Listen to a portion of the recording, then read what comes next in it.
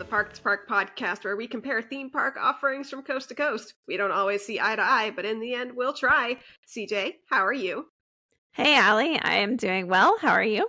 Good. I forgot to introduce myself. I'm Allie. I'm your host. So CJ, she's the host. But yeah, I'm doing great. It's been a weekend. I'm sure it's also been a weekend for you. It has. It was marathon weekend here, and I know we're going to talk about my not half marathon that I ran a couple days ago. Yesterday, I guess. Yesterday. Yeah, so it's been, there's when you visit Walt Disney World during one of the race weekends, there's just a different energy in the air. So, and I'm in a number of Run Disney Facebook groups, so seeing everybody post about their weekend has been a lot of fun. Yeah. Well, I also had a race this morning, but it wasn't a Disney race, so who cares? Well, what race was it? It was a resolution run up in Pflugerville. It was a 5K. It was very, very cold out, but it was a very nice little race. I liked my little medal. It's a star. Nice. Yeah.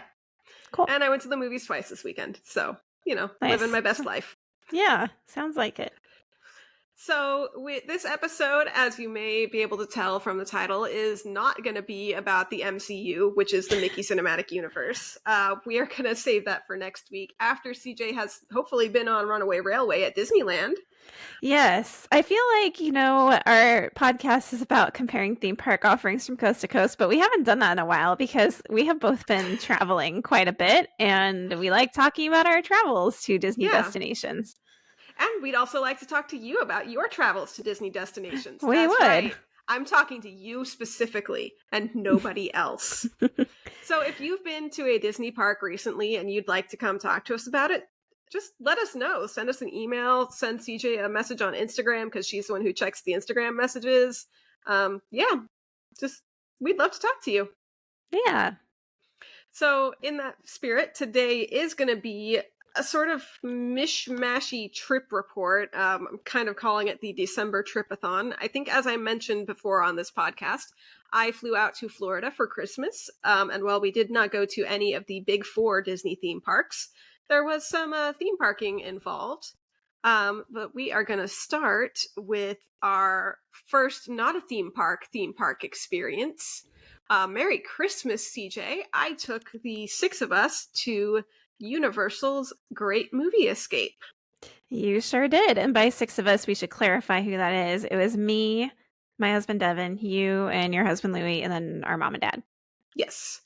And for those of you who have not heard of this experience before, it's kind of like an escape room, but not really.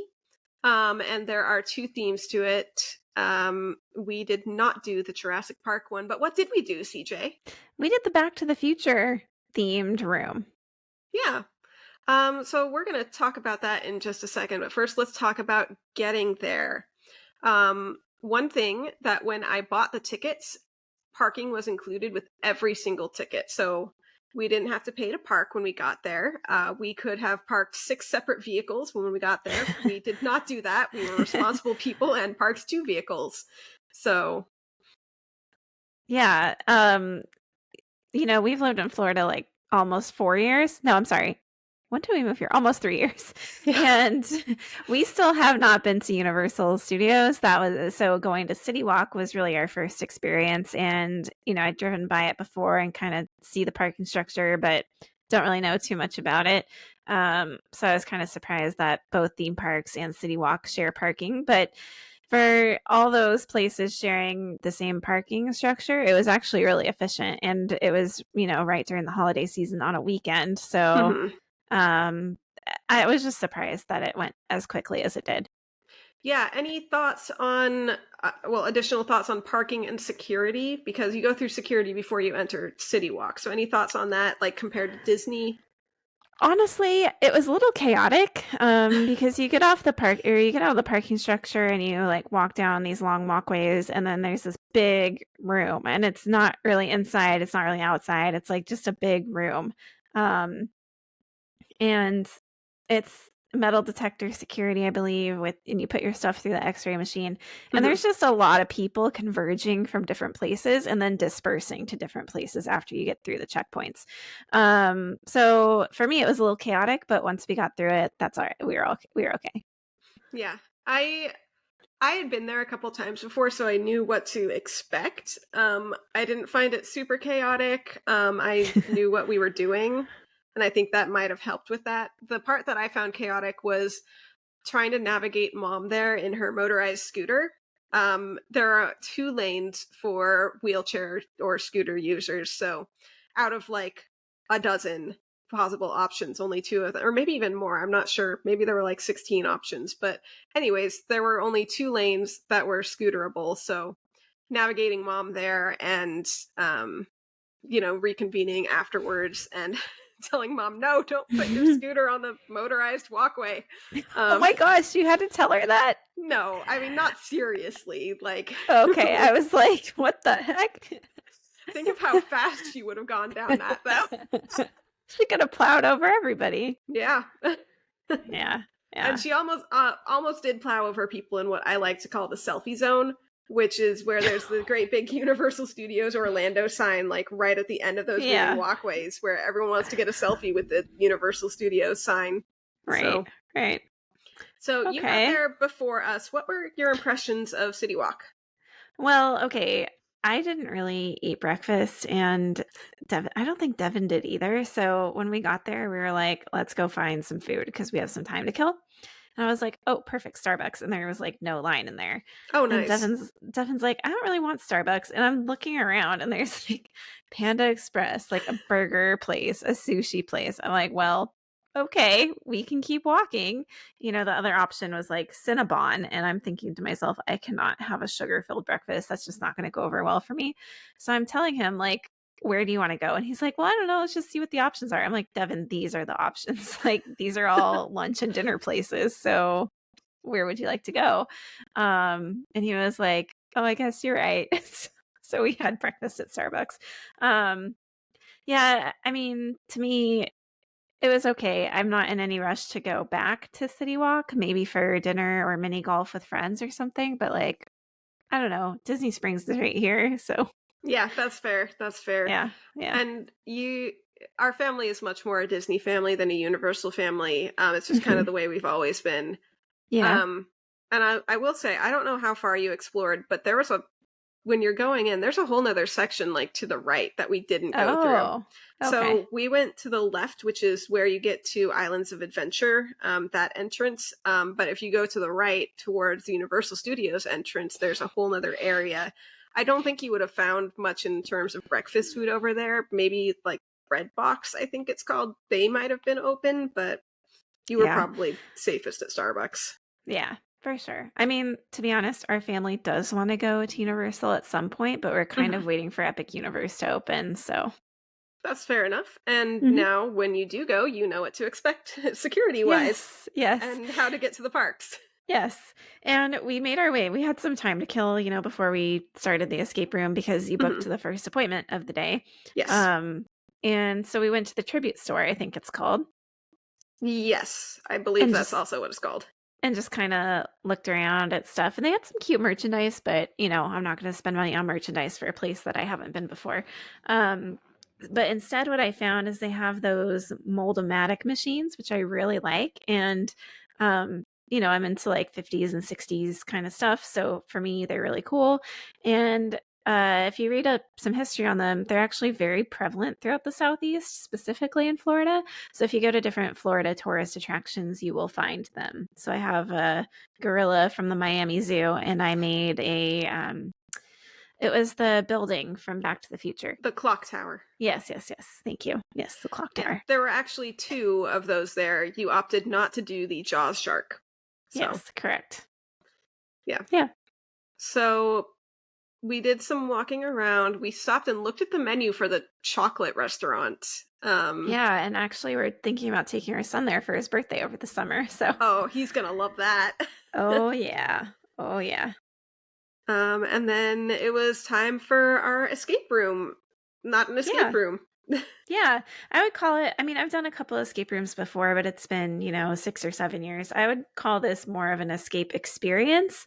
Okay. Um, I think we should give, like, a mild spoiler warning. We're not gonna spoil how to solve any of the puzzles or anything, but, No, of course not. um, so, we checked in, we waited, they gave us directions and information, and basically there's a series of rooms.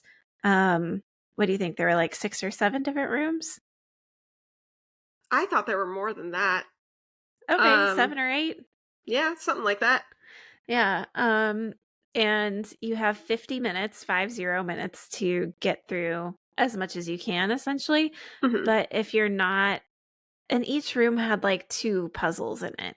Um, Something like that. Maybe 3 yeah, for some of them, I'm not sure. yeah, and if you're, like, struggling to get one done, things happen in the room to forward the story for you. Yeah. Basically, they are trying to get people through. Mhm, So, if there's a group behind you, they need to make sure that you leave that room so the next group can get in. mhm. Yeah, and I think, for a tourist attraction, that's a pretty clever way of doing it. I would imagine that I don't know what kind of traffic they get, but I'm thinking that, they're expecting a lot of people to come in and do this. So that makes more profit for them, gets more people through the door, and keeps things moving pretty efficiently. Yeah. Um, that being said, I thought it was, we had 6 people, and I felt like that was kind of like any more than that, and it would have been uncomfortable. I feel like Yes. we all had something to do at least at 1 or 2 points during the experience. Um, and there was only one thing we didn't solve. In the end, our score was 15 out of 16, so that Yeah. was pretty good. Um, but yeah, I think the way they handled it, it was a good mix of storytelling with a lot of really cool effects. Mhm. And the effects really tied all of it, like the story and the puzzles together. The puzzles, I don't think were particularly challenging, although we're coming from a background of families of puzzle solvers. Right. Um, so I think it was like, I don't want to call it like a good beginning experience, but I think if you're new to escape rooms, this would be a good one to do. Um, and Devin, my husband, he'd never done an escape room before. He's not really into like puzzle games or anything. And he said that he liked the emphasis on story. Mhm. That's something that's important to him. So he enjoyed his time and he would do it again. And we were talking on the way home, it would be fun to go back and do the Jurassic World experience. Good. Yeah, I think Back to the Future, we chose that one because it's the most familiar IP for all 6 of us. I've never Mhm. seen a single Jurassic Park movie. What? So, did you not know this? I remember watching Jurassic Park at home with mom. Where were Yeah, you? well, chickening out in the corner or something. I Okay, don't like well, scary movies, and I was way too young for that. okay, you should watch it and then you should read the book because the book is really, really different and way better. Okay. Like Noted. wildly, wildly different. Like takes a totally different. It's just really good. Okay. I will see what I can do about that and report back. Hmm.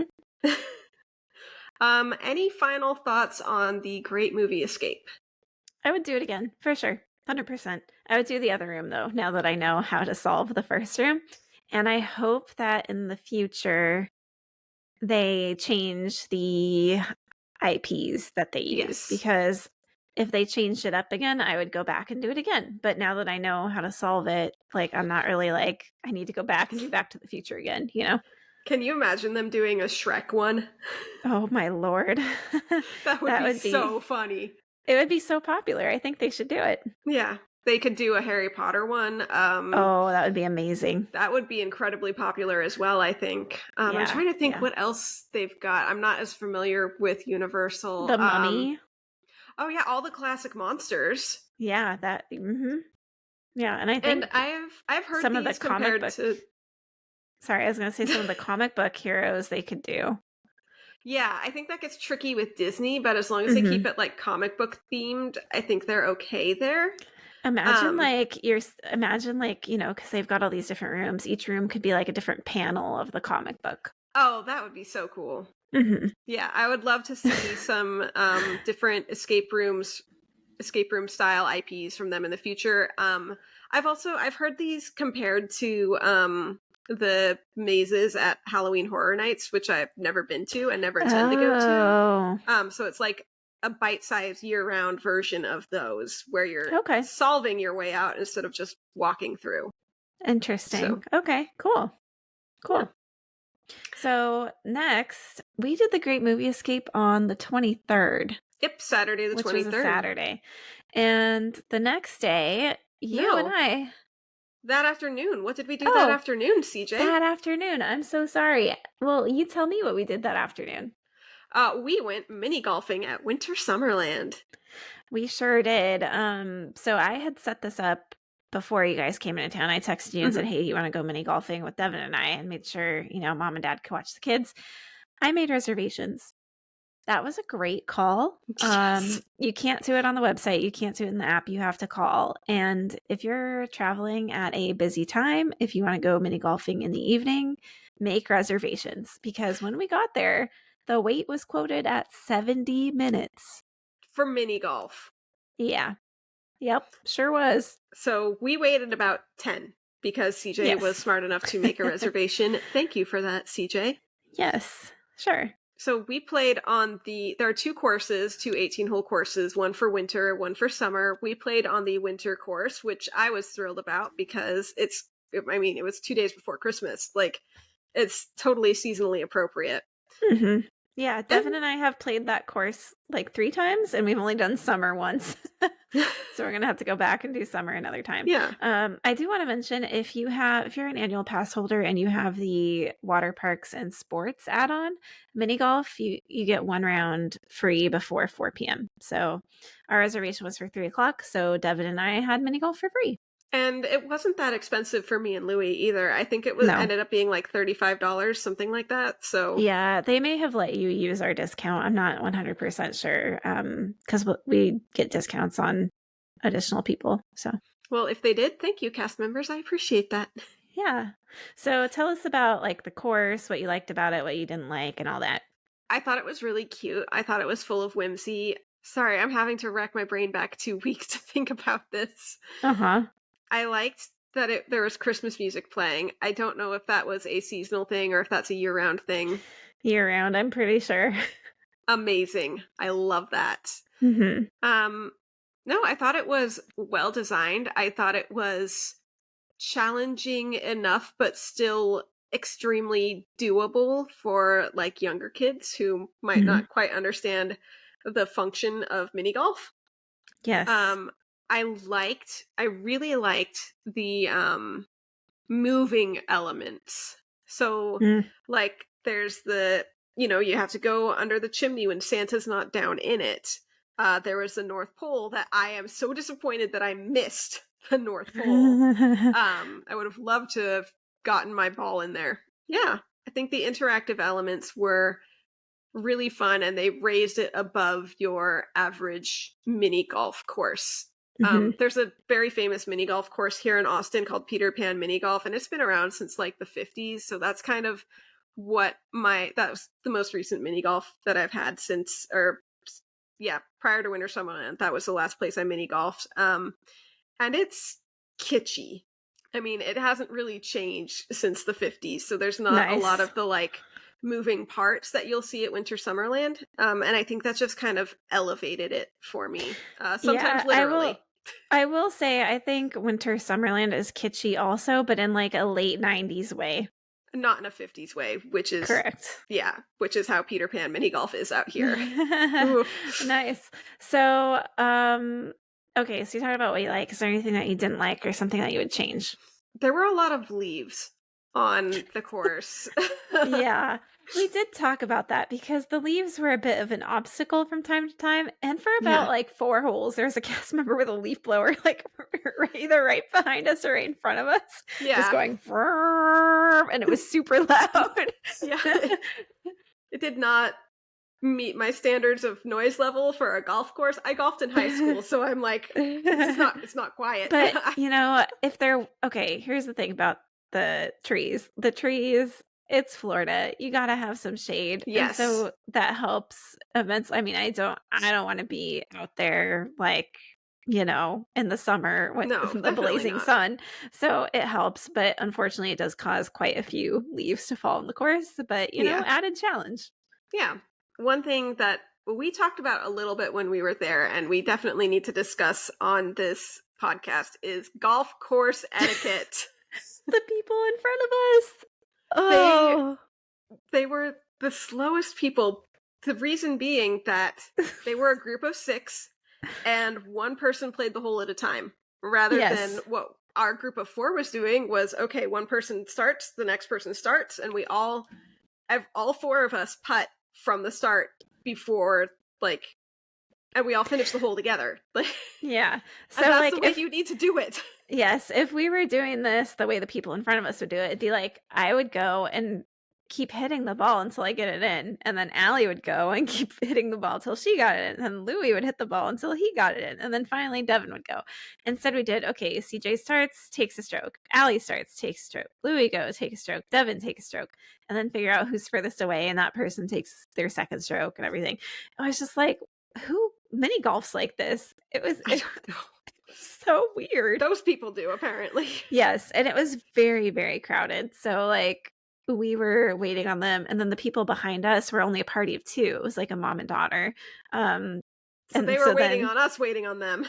right, it just kind of cascaded. And then eventually they realized, like, oh, 2 of us are done putting. We can go on to the next hole and start that. Like, yeah, you don't have to all stand there and wait. Like, you can keep it moving here. But they didn't realize that until like hole 14. Yeah, it took Yeah. them quite a long time. So, be situationally aware and respectful of the golfers around you when you do your mini Yes. golfing. Yes.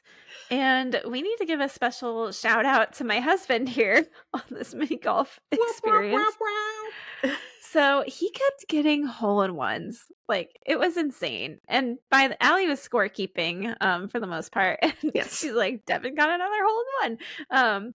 But by the end of it, we looked at his score. This man had 9 hole in ones on an That's half the 18 course. hole course. Yes, he hole in one the half the course. Like what the heck? So at the end when you turn in your putter and whatever, there's a sign that says like all-time highs, like course record, and then like high score of the day. And Devin tied the score of the day. And we were wrapping up like probably around 4 o'clock. Mhm. So, it's a pretty good that late in the day to match the high score of the day.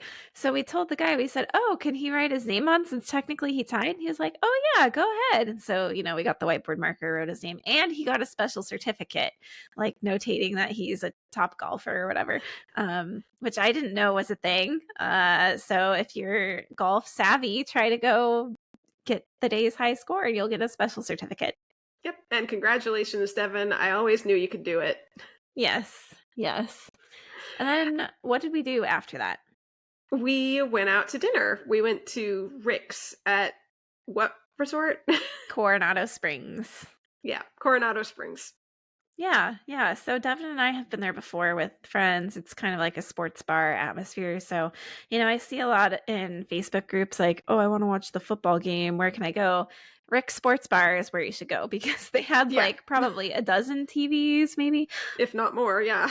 Yeah, where you could watch various football games and I'm sure other sports during other times of the year.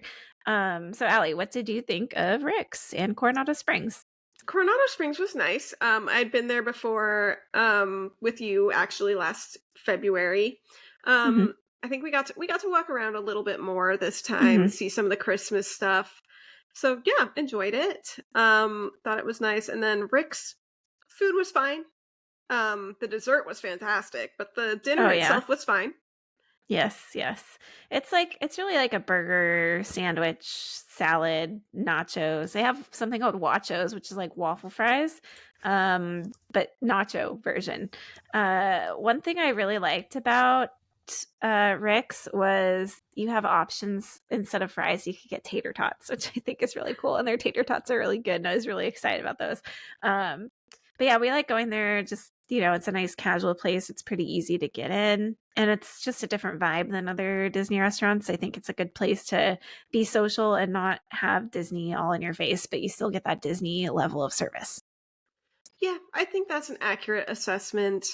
I personally was disappointed in the tater tots. I didn't really want them to begin with, but then they said, oh, the seasoning on the waffle fries has one of your allergens in it, so I had to have the tater tots, and they just kind of tasted like disappointment and my past. Okay. So just for a little bit of context there, because I said they tasted like my past, I used to work at Sonic. Sonic serves tater tots instead of fries, so I've had a lot of tots in my life. Our dessert was really good. I forgot what it was called. Was it like apple logs or I something? think it was apple logs, yeah. Yeah, and it was kind It of sounds like an epilogue. it was kind of like a churro, right? It No, I'm was sorry.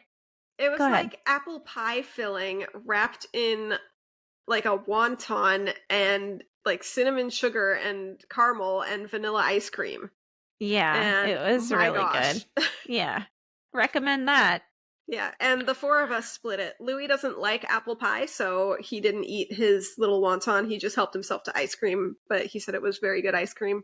And I had his little apple pie instead of no, it was like egg rolls, not wontons. Yeah, it was like apple pie egg rolls basically, Yeah. but like rolled in cinnamon sugar. It was good. Yeah, it was so good. Would order Yes. again. Unfortunately, seasonal. Yes. So Yes. Come back during the winter and maybe you'll Yeah. have it again. So, the next day, we took a little adventure to a Disney park, but not one of the main four. Allie, where did we go? we went to Blizzard Beach. And by we, it was literally just me and Allie. Yeah, and honestly, like nobody else in the Yes. entire state of Florida. It was so I empty. think the first hour we saw like maybe 10 other guests. Yeah. And the whole day, maybe 50 guests. Yeah, we rope dropped. We got there at opening. Mhm. CJ bought me the ticket for Christmas, so thank you, CJ. You're welcome. And the day before, we were kind of discussing if we wanted to do anything special, and we decided to rent an umbrella. It's called Lodge Umbrella Rental. It's only $50, so we split it 25 a piece. I think it was like 26 a piece once you add in tax. But right when you get into the park, you have to go to the gift shop on the left to redeem your rental. And we were given wristbands with our umbrella number, which was umbrella 2. And directions on where to go.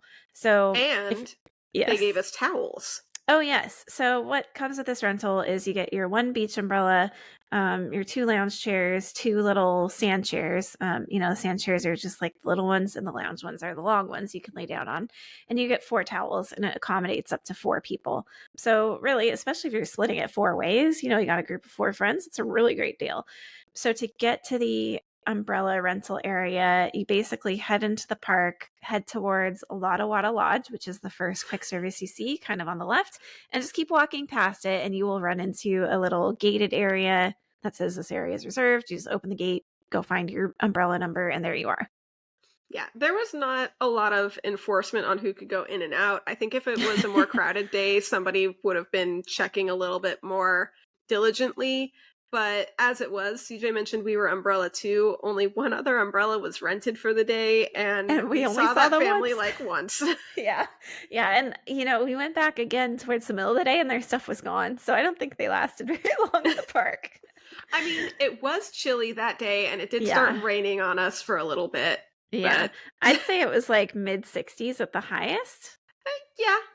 Yeah, and it was overcast the whole day. It wasn't like sun blazing 60s. It was like overcast 60s.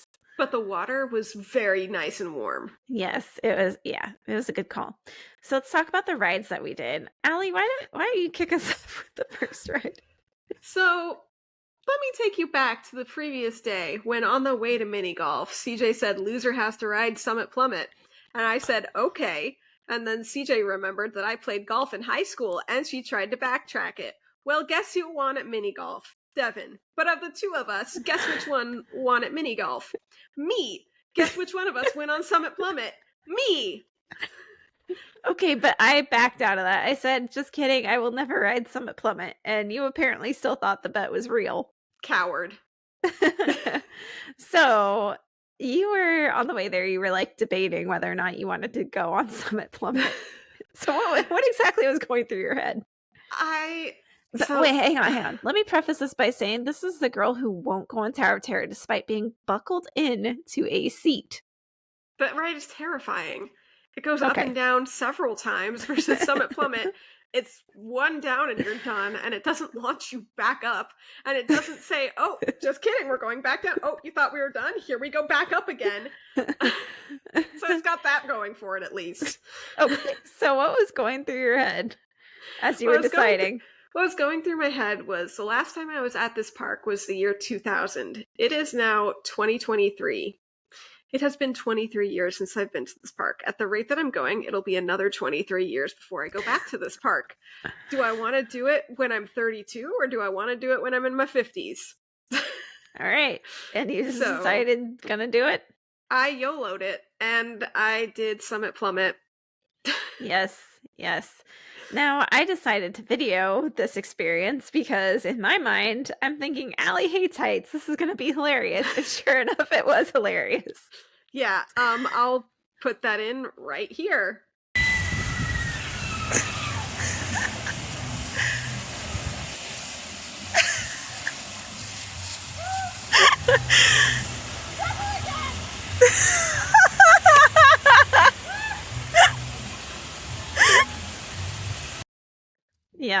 Yes. If you want to watch a video, just visit my Instagram. It's on there, The Weekly Mouse. Oh, no, I'm putting it into this like episode. The actual video. Okay, gotcha. Yeah, so sorry for the audio listeners. You're going to have to listen to CJ cackle pretty loudly. It was very funny.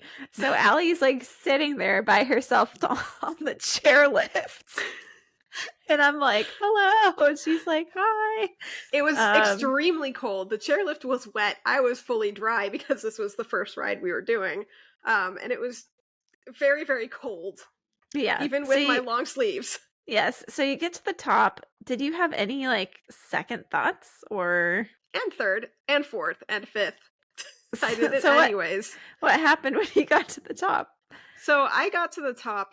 I am shivering, and the cast members go, "Are you okay?" And I'm like, "Oh yeah, I'm just cold." Like I don't know if they thought I was shaking with fear. They're like, "You don't have to do this." I'm like, "It's fine. I'm just really, really cold." They sound like, this could be really dark. They sound like suicide counselors or something. Like, you don't have to do this. There's people who love you. I'm like, yeah, she's laughing at me down at the bottom. So I get up there, I'm wearing my sunglasses, and they're like, you're gonna have to take your glasses off. So I'm like, okay, that's totally fine. What I was wearing, I wear shorts, and I have a bikini top underneath my long sleeved swim shirt. So what I did was I took my glasses off and I tucked them into my bikini top underneath my shirt. So they helped me get into position, sit down, cross your legs, and you're gonna cross your arms over your chest, and you're gonna lay back. And I had to scoot, like, I got into position, I started to lay back, I'm like, I'm not going anywhere. And I had this problem on a lot of water slides that day, and I don't know why. But, like, so I sat back up, I scooted forward, I laid back down, not going anywhere. Okay, scoot. And, like, I had to uncross my legs and, like, put my, like, heels back and, like, drag my hips across like a dog doing the butt scoot thing. Which oh no resulted in me almost going down without my legs crossed. Yes, I saw you up there, and I was thinking, Allie needs to cross her legs. Allie needs to go. Oh, this is gonna be bad. It was the leg part ended up being not bad. Everything else was. But yeah. So wait, how steep is that? Like, what degree angle? I mean, honestly, it looked like it was straight down, but I don't. And I was also trying not to look because I don't do this stuff on purpose. But I don't know what the angle actually is, but I know that it's 120 feet down. Yes, and it goes like 60 miles an hour or something crazy. It goes really fast. So you start scooting and you're getting closer. I eventually get to the point where I'm like, okay, gravity is going to take over if I lay down. So I laid down with arms crossed, they lift the bar, and I start screaming, which you have heard if you've listened to the recording, which I've already put it in, so you can hear my scream faint in the background. I scream until the point where the fear of falling is overcome by the fear of water going up my nose and into my mouth. So once that fear became greater, I did the whole nose plug cover mouth thing. turns out didn't need to do that. It was actually really chill, like with the splashage. So that was really nice. But yeah, we watched other people do that ride, and I did not go as far down the flat part of the slide as other people did. I don't know what's wrong with me. That's interesting. Uh, So the first thing you said was never again. yeah, never again. Giant wedgie, fear faced, not conquered, but faced. And it's CJ's turn next. You will never, ever, ever catch me on that. No, thank you. CJ, if I go on Tower of Terror with you at Hollywood Studios, will you go on Summit Plummet? No. Really? 100% no. I am not interested in going on this ride at all. Who's the coward now, CJ? I at least face my fears. I faced my fears. What fear was that? Last year, the marathon. Oh, well, that's different. Okay. The fear of failure is a very real fear. The fear of injury is also a very real fear. Yeah, that was also a 7-hour fear versus a 30-second fear. With the balloon ladies breathing down your neck the whole time. It is a very real fear. So after Summit Plummet, we had to go back. Allie was soaking wet. We had to go back to the chair because I had like my phone and stuff. So drop things off. We took the chairlift to Teamboat Springs. Allie did not remember this ride from the year 2000, and that was the only ride I remembered from the year 2000. This is not my first time back to Blizzard Beach, but the first time I went back to Blizzard Beach, that was the only ride I remembered. That's a very long family raft ride, and there's like both my kids have been on it. They didn't really like it, but they don't like water on their head, so there's no steep hills or anything. It's kind of like a gentle. There's a lot of curves. It's just a gentle downhill. Yeah, and you're in a tube, an inner tube that can fit like 6 people in it. So, you think of like water ride inner tubes, you think of like the single donut or the double donut, but this is a like, raft. Yeah, it is large. Yes. Like CJ and I could both sit in it with our legs extended and not be touching each other. Right. So after that, it drops you off right by Cross Country Creek, which is their name for the lazy river. And we kind of use that as our mode of transportation because it was cold outside, but staying in the water felt good. Yes. So we went over to Runoff Rapids, which has 3 slides. There's 2 that are open and 1 that's enclosed, and it's a tube. You're on a tube by yourself. The last time this park was down for refurbishment, they added a tube lift, so you don't have to carry your tube up the hill. It's really nice. Stairs. Yeah, there's a lot of stairs up there. So Runoff Rapids, we decided we would do we would each go on the open ones and see who came down first. And Allie I beat you. Was the winner. Yes. Yeah. Yes. I think that was the only time I was the winner. So yeah. And then after that, I think we walked to the next one, right? Yeah. Downhill Double Dipper was the next one.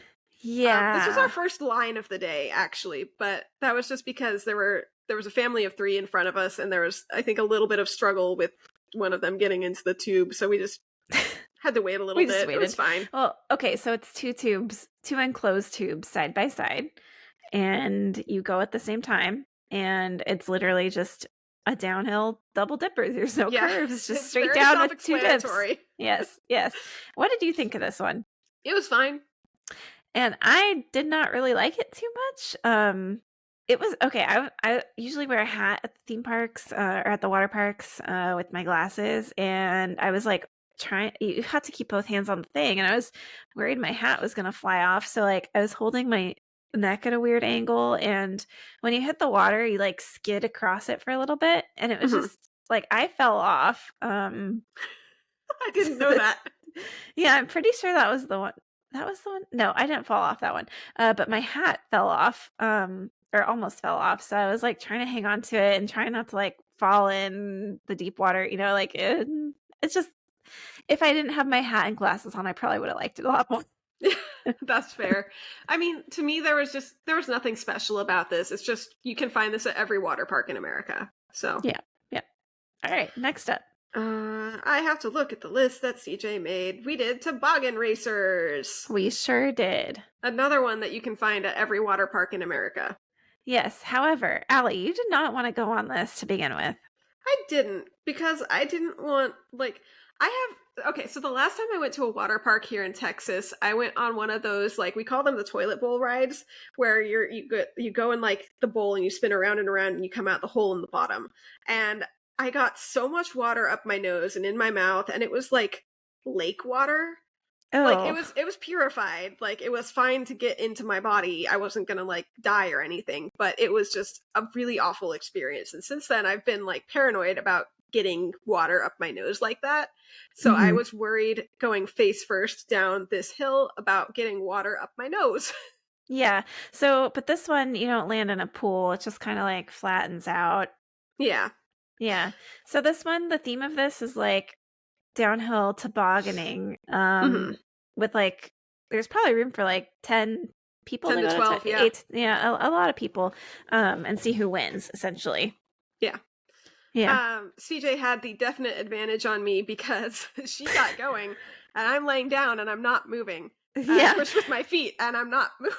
I don't know what happened. I guess I'm just like really, I think Okay. my hips are really heavy or something But and they're just like glued. that happened to me the very first time I went on this. Well, not the 2022, 2021, whatever. Right. And so I kind of knew that ride was a problem for me. So I like scooted forward more than I normally would have. So the So, one thing that I really liked about this ride was the mats that you slide down. So normally at like your average American theme park, they're just these like rubber mats that have been like chewed on and there are chunks missing and they're really gross. shoot on. I mean, tell me I'm wrong. You're not wrong. Thank you. But Disney, they have the mats are really nice and they're curved up and they have handles in them. Mm-hmm. So it's very controlled the way that the mat lays versus like, Yes. you know, you're going down your average theme park and you're like clinging onto it and it flaps up and slaps you in the face, like whatever. Like, no, that's not going to happen Yeah. with the Disney ones. Right. Yeah. So it's a little more secure that way. Yeah. Yeah, I would do that one again. I like that one a lot. Yeah. I would have done that again too, were it not for what happened on the next ride. Yeah, the next ride is Snowstormers, which it's the same concept. You're on your stomach on a mat. They use the exact same mats. And instead of racing each other in like a downhill double dip kind of thing, it's they've got like those flags that you see on ski hills and you're like winding around them. Yeah, it's more like a traditional slide where it's open on top and you kind of like curve around Mm-hmm. left to right. And on this one, instead of landing in like the straight pool like you did on the Toboggan Racers or in Summit Plummet, you land in a swimming pool that's like 4 feet Yes. deep. And Yes. that was where I had problems. Well, that was the second place I had problems. In the first place, I had problems getting started again because I couldn't get the mat to move. CJ took off and I'm like, just like slowly scooting my body forward. Ugh, it was fine. It got Yeah, down eventually.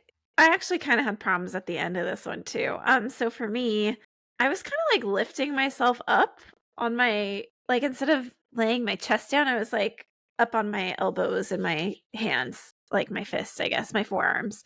So when I landed in the pool, like I was pushing down, and so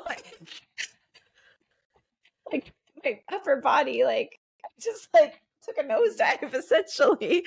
I got a ton of water up my nose, in my mouth. My hat fell off. I nearly lost my glasses. Like I went under, like my head was submerged underwater. And I just don't like having a lot of, I don't know who likes having water up their nose and in their mouth, but I really don't like that at all. So that was just like, eh. But maybe if I wasn't pushing, I would have been okay. I don't know. Yeah, and my problem was that I was desperately trying to avoid the water up my nose issue. So I was keeping my head up, and when I landed in the pool, my head was up, my hips went down, and my feet went up.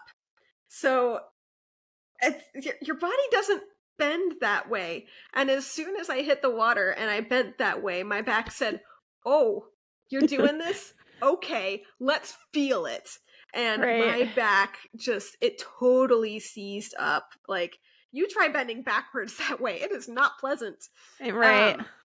Yeah, just immediate pain upon splashdown. I couldn't bend over properly when we went back to like go do our mobile order for lunch. Like bending over hurt real Yeah. bad. Yeah. So we ended up, think we walked back. Yeah.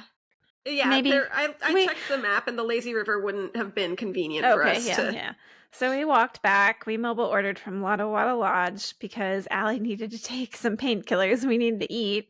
Yeah. You ordered a salad or something, and I got pizza and fries and Hmm. whatever. It was good. It was fine. It was all Yeah. right. I was happy Nothing with my special. salad. And first aid was very nice. They just asked me what happened and then she gave me Tylenol. So thanks Yep. to first aid cast member. Really appreciate it. So then we went back to the chair again, and I should mention that something really convenient about the umbrella rental location is it has its own entrance and exit to the lazy river. So Hmm. we could just pop back into the lazy river, head on over to the chairlift, back to Teamboat Springs. Yep. So, okay, let me back it up. We kind of decided we would just do our two favorite rides of the day, which were Teamboat Springs and Runoff Rapids, until we got tired and wanted to go home. Yeah. So, Teamboat Springs it was, and then the Lazy River to Runoff Rapids again. And since there were 3 slides, we switched. Like, I did the left one the second time, you did the right one the second time. I thought you did the enclosed one the second time. I don't know. We ended up doing all of them. Yeah, we each did all 3 of the slides. And basically we switched off these 2 rides and we just navigated using the lazy river between them, which resulted in us doing long loops on the lazy river because these rides are very close to each other, like one exit away on the lazy river. So we just lazy rivered a lot. And I think the longest line we waited in was the final time we went on Teamboat Springs, which was the 4th time we did it.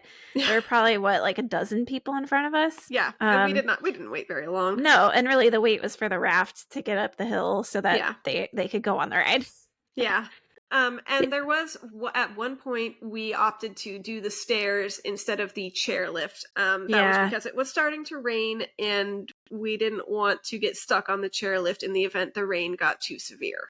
Yes. So I think that was the last time we went on it. We walked up. No, second to last. Okay. It's a lot of stairs. Prepare yourself. Yeah. So then after our final ride on Teamboat Springs, we did a final lap around to the umbrella and kind of sat there for a little bit and gathered our stuff. And we ended the day with mini donuts. Yes. If you are a Disney parks or water parks fan, you know the mini donuts are like the thing at the water parks. And they were good. Delicious. Yeah. Yes. We got them with a raspberry dipping sauce, and the price was really good. It was like $6 for a half a dozen mini donuts. That's amazing. Something like that. Yeah. So you can get half dozen or a full dozen, and then you can choose raspberry or chocolate sauce as a for an additional fee or whatever, which I highly recommend doing. They're both very good. Yeah. And that was that. On our way out, Allie decided to upgrade her ticket. CJ talked me into upgrading my ticket. So I now have the water park pass that is good through like May 24th of this year. And the plan is when I fly out for Mouse Adventure, I'm going to take the Friday before Mouse Adventure off work, and CJ and I will go to whichever water park is open at that time, hopefully Typhoon Lagoon. Yes.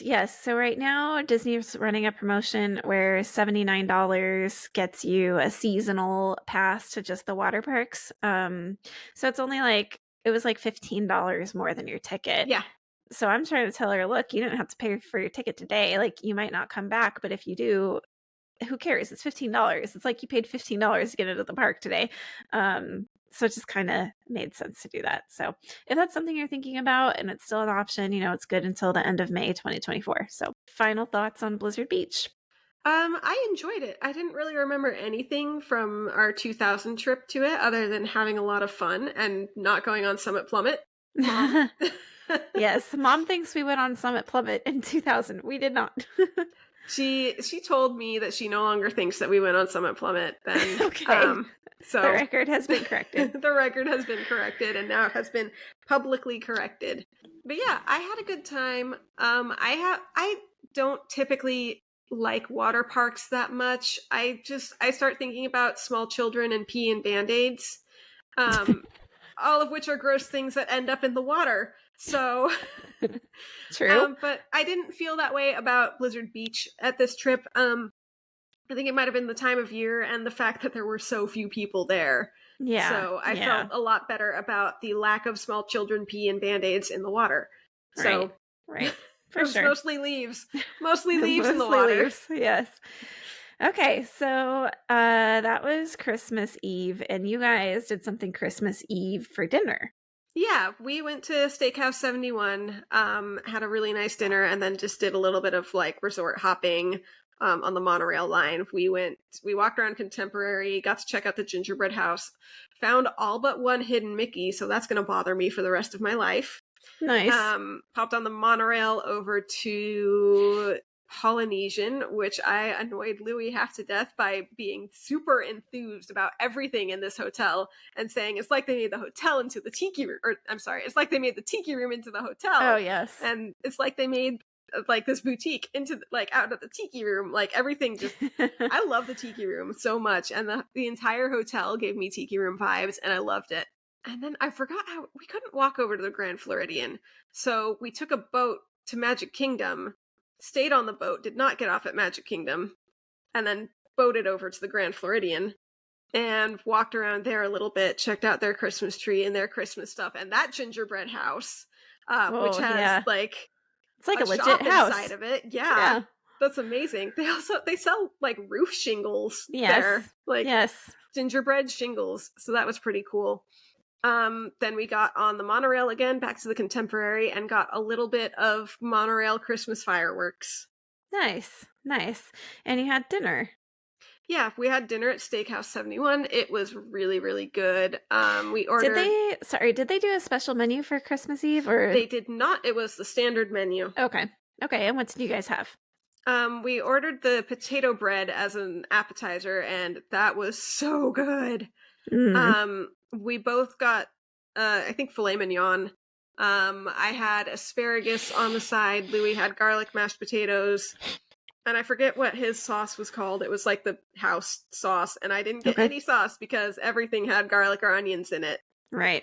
Yeah. So no sauce for me. Also, with the bread, they had to give me special butter because the butter that came with the bread had garlic in it. So they just got me some plain butter. Nice. How did you get dessert? Oh, yeah, we did. We got the creme brulee, and oh my gosh. Like, I missed on the menu where it said that there's, like, 2 layers of it, and the bottom layer was chocolate, and the top layer was vanilla. And it wasn't, like, chocolate creme brulee on bottom. It was, like, a chocolate... It was, like, a very firm chocolate mousse on the bottom. Okay. I'm not a fan of creme brulee because I don't like the texture, but I'm glad you enjoyed it. It was really good, and it was the only thing on the menu that we both could/would eat for dessert. So Gotcha. Cool. Would you go there again for a special dinner, or would you try someplace else? I would try someplace new before I would go there again. I don't want anybody to take that as Allie would never go there again. Like, no, I would absolutely go there again after I've eaten at every other restaurant in my price point. Right. Like, Gotcha. I would like to try new things first before I do any repeats. Right. I get that. Now then, we have the 5th installment, the 5th part of this weird trip report episode. Yeah, the trip report amalgamation. Yes. CJ, you sort of did a half marathon?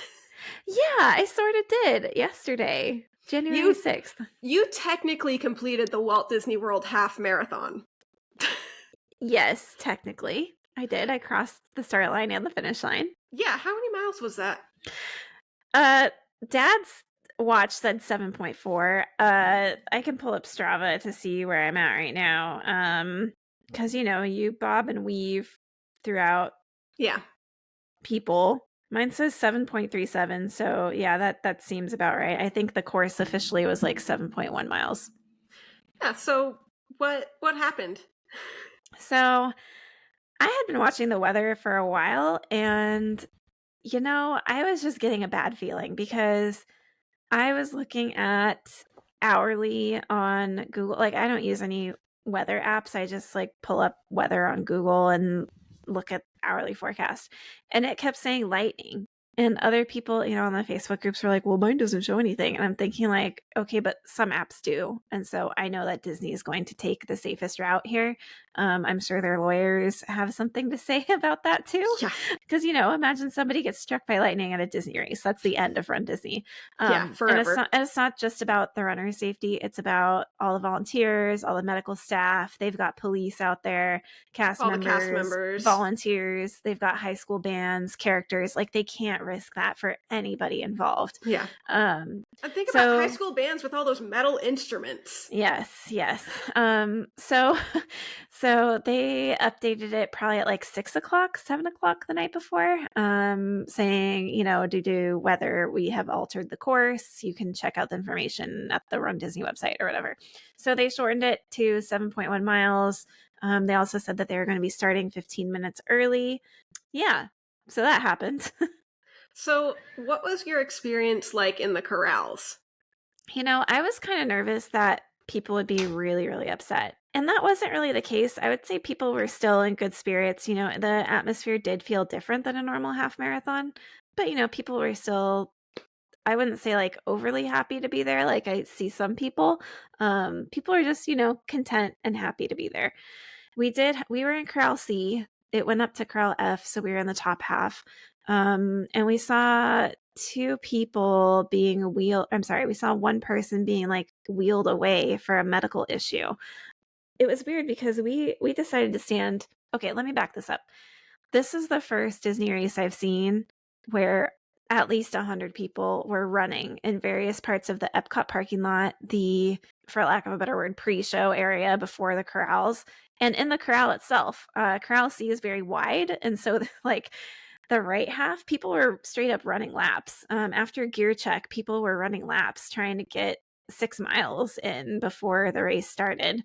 So that was interesting. And honestly, everybody was really good about staying away from people who are running. I actually saw some cast members outside of gear check say, like, if you're running, stay on this side. If you're walking, keep going, to make sure everybody was being safe. And in the corral, everybody who was not running was being very good about staying to the left to make sure the runners had room on the right side. So as we were standing in the corral, we decided to hang out in the back because everybody's got to be funneled through a small opening to get to the starting area. And I'm like, what difference does it make? Whatever. I don't want to crowd myself and make myself uncomfortable. So we sit in the back and we watched starting group A go, starting group B go. And it didn't seem like our corral had really moved. And all of a sudden it said like starting group C, wave 1. And we were like, huh? Like, we haven't moved from the corral towards the starting line.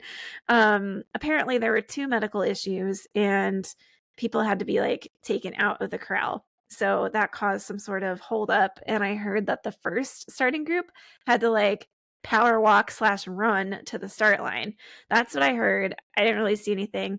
But after like once the second wave started going, we really like started to make headway towards the starting line. And Dad and I were in the very last starting group. I'm sorry, the last wave of our corral. So we could see D right behind us. But yeah, the corral was fine. It was cold. It was windy. It wasn't that cold. It was the wind that made it cold. But Dad brought a Mylar blanket for each of us. He did not open his. I opened mine. I used it, and that helped a lot.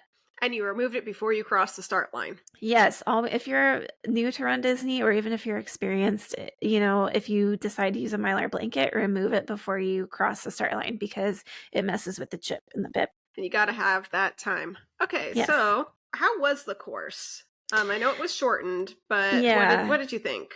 Yeah, it was very, very truncated. They shortened it to 7 miles, and the first 4.5, 4 3/4 were outside of Epcot.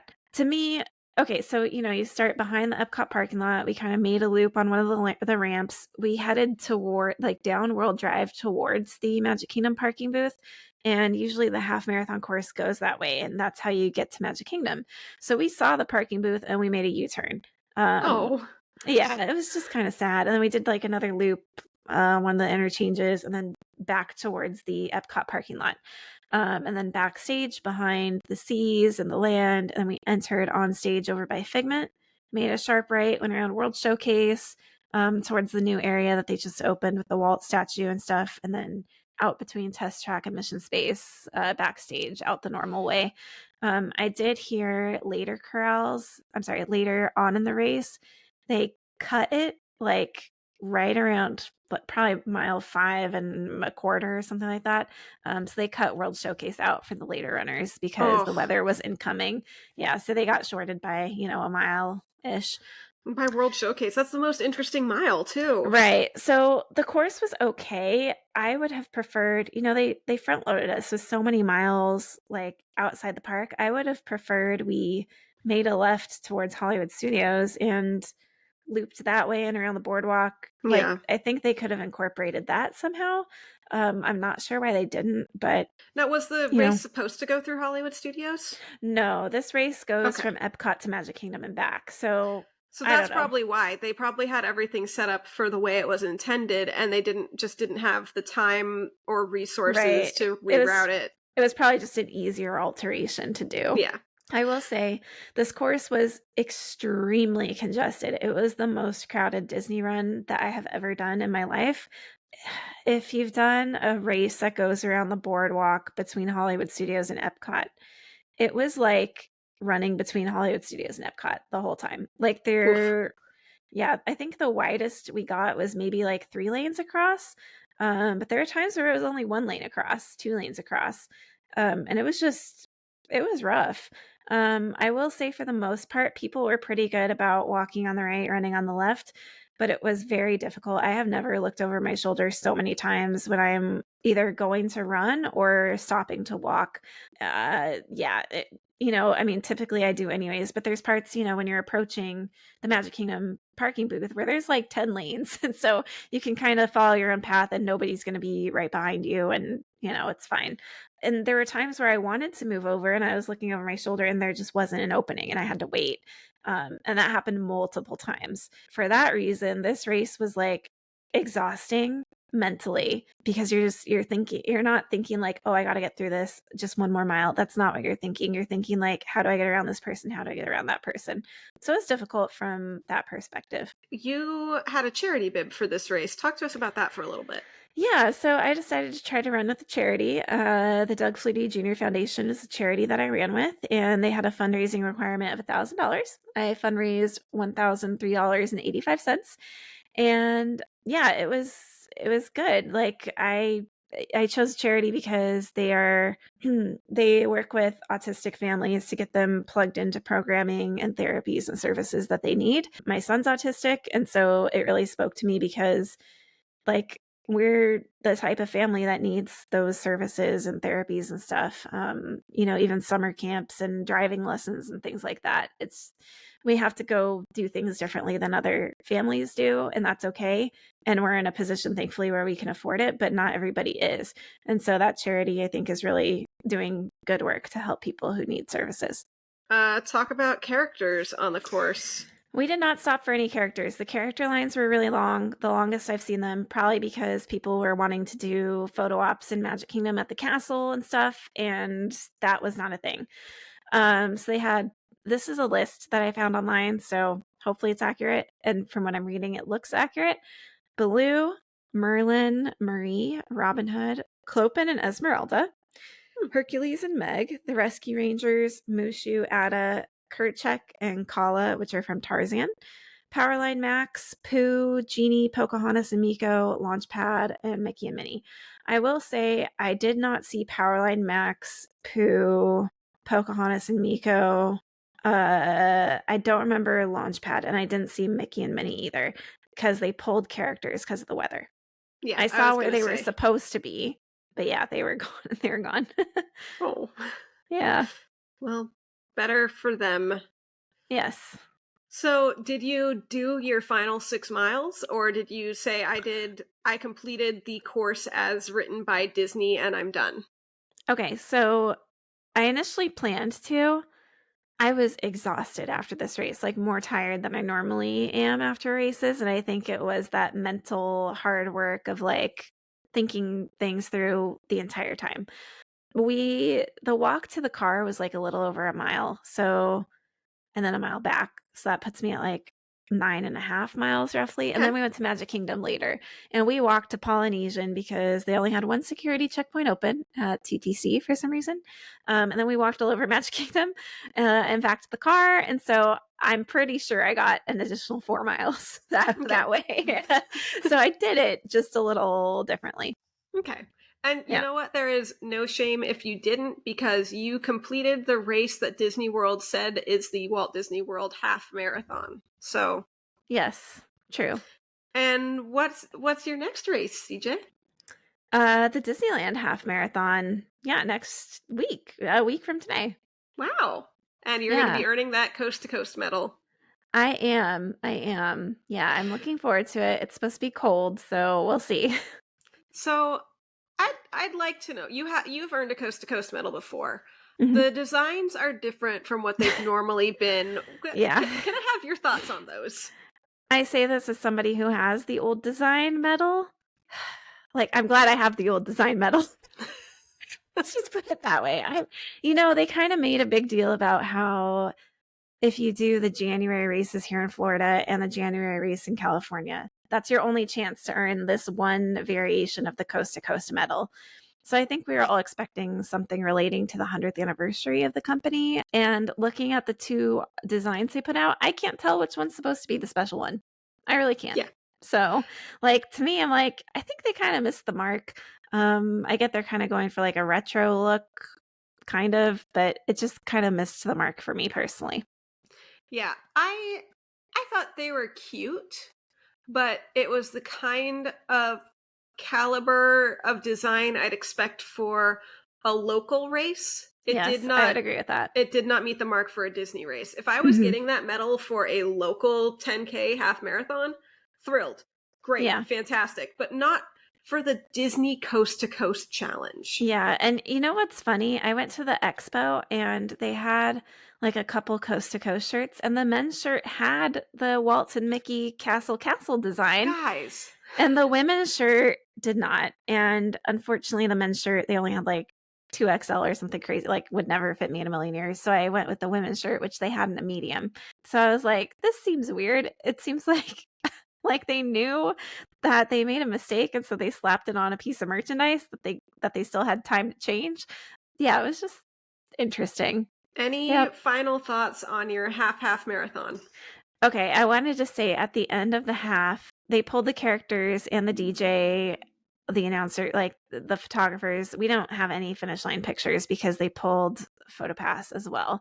And usually like Mickey, Minnie, or Donald, Daisy there or whatever, they weren't there either.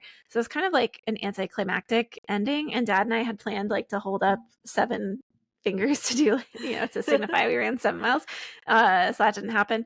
But they did have there's like a photo pass area after you pick up your gear with like backdrops. You can hold a sign that says I did it.